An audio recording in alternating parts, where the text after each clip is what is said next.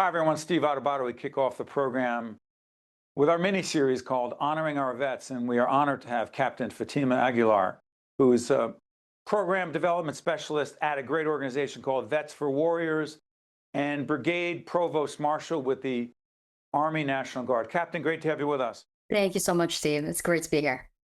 We need a lot more than thank you for your service, but thank you for your service, and we'll talk more about that. Tell everyone what Vets for Warriors is. The website's up right now. Yes. So Vets for Warriors is a veteran peer support network where we have everyone on staff who has served from Vietnam to those still currently serving today, like myself, who is with the New Jersey Army National Guard. And what we do is provide peer-to-peer support. We are veterans who have walked those same shoes as our callers and our clients who need support. And we found that a lot of the support that they actually need is from someone that's just done what they've done before. And they are so much more willing and more open to speak to someone who has put on the uniform and those same boots. So again, we're just there really to provide support for any service members, veterans, and their families before their situations become a crisis. Captain, talk about your experience in the military.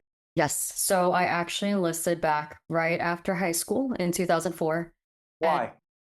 Why? A lot of different reasons. So my family migrated from the Philippines back in 98, and something in me felt that I owed something to the US, right? They gave us so many opportunities that I would have never had presented to myself if I stayed in the Philippines. So my mother immigrated as a nurse, and I felt like I needed to give back. I was just grateful for our opportunities. So I served in the military. I'll be honest, Steve, I did need a little discipline growing up. So I figured the military was probably the best approach to kind of take. And I think it really did a lot for me. It gave me a sense of purpose. It allowed me to thank the country that gave my family a lot of opportunities. And it gave me really a sense of direction and a family that I didn't think that I would gain. So that's a big reason why I enlisted back then. Challenges you faced not only while in service to our country, but when you came out. So a lot. I guess I could start with, so I'm still serving now, but when I transitioned out of active duty. I apologize for saying that you're still serving. Yes. A big theme is mental health. I don't want to jump ahead here, but to what extent was that an issue for you? Is it an issue for so many others? Yes. So I think mental health is definitely an issue. I myself served because I felt like I was indebted to the US for giving my family an opportunity. But as a company commander, which I was previously, I found a lot of soldiers put on the uniform because their lives at home wasn't ideal. That was their escape to get out because they had different issues at home. So their escape was to join the military. They joined the military thinking that their mental health issues are kind of put off to the side because they have the sense of purpose, but they've never actually done the healing that's needed. So I believe that kind of happened to me. So I did meet a partner when I was on active duty, 18, 19 years old, who had their own childhood issues and traumas that they never healed either. So two people came together and it kind of became very chaotic, domestic violence, a lot of back and forth and thinking we were just bad people. But I think I've realized we both gotten older, we weren't bad people. There was healing that needed to be done before we came together. And I think those mental health issues kind of just transpired when I was in the military. Uniform was put on. You're away from your family. You're always in a different location, constantly moving. So I think it kind of brought up old wounds that we never really healed during that time. Along those lines, Captain, the stigma around mental health, is it, in your view, exacerbated when we're talking about people who have served our country or are serving our country who are dealing with mental health issues because of the perception of many of us in our minds that you're tougher, you're stronger than the rest of us who have not served. So therefore, how could you possibly be dealing with mental health issues? Am I off base on this? No, I think you are very accurate, Steve. So I believe that we are definitely more open to it than it was when I first enlisted in 2005. So 20 years ago, there was definitely more of a stigma, right? The saying is suck it up, drive on, drink water, and just get through it, right? We're going to get through it. But now I feel like they're more open. They definitely have more resources. There is still a stigma, unfortunately, especially those in leadership positions, as sometimes you feel like you can't get help. And I think that's actually where Vets for Warriors comes in. The confidentiality piece that we provide. What we tell our callers, especially when they're in that leadership position, the stigma's still there.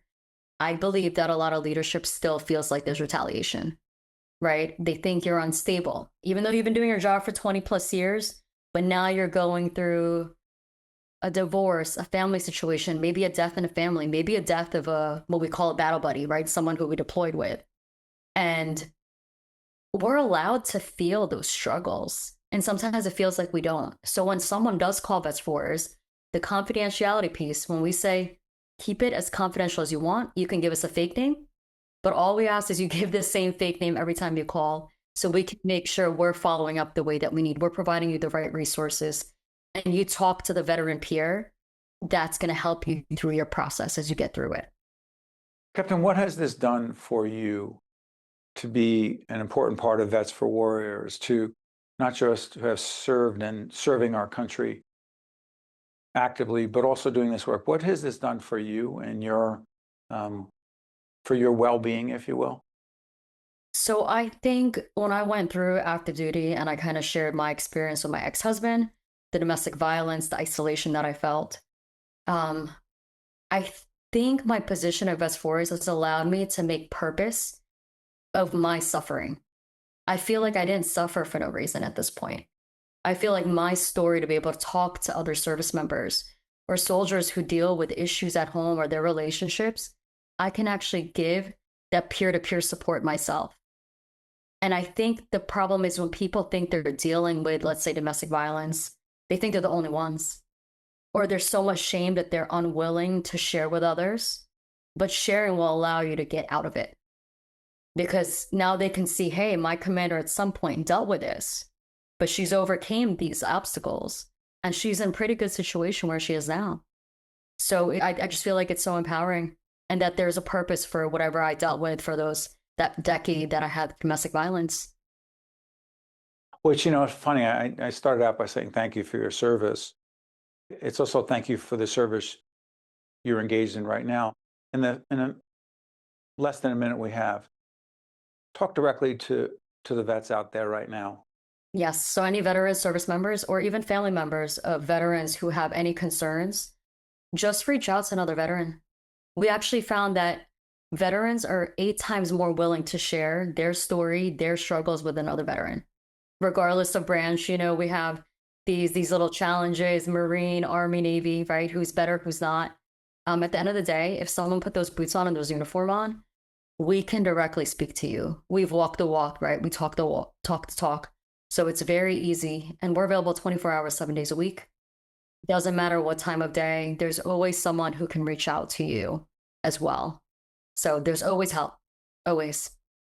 Captain Aguilar, thank you so much. We appreciate everything you and your colleagues are doing every day at Vets for Warriors. This is part of our honoring, if you will, honoring our veterans. A lot of work to be done. Thank you, Captain. Yes, sir. Thank you so much. You got it. We'll be right back.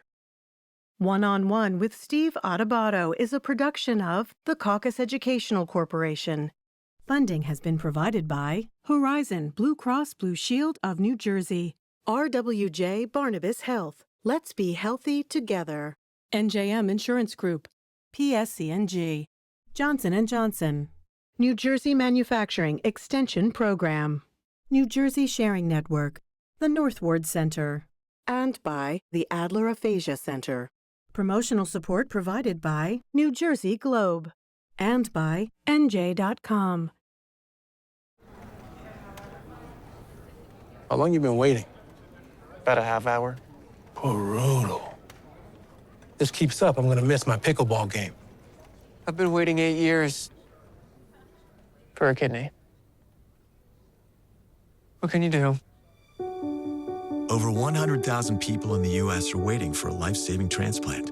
But you can do your part in an instant. Register as an organ donor today at njsn.org.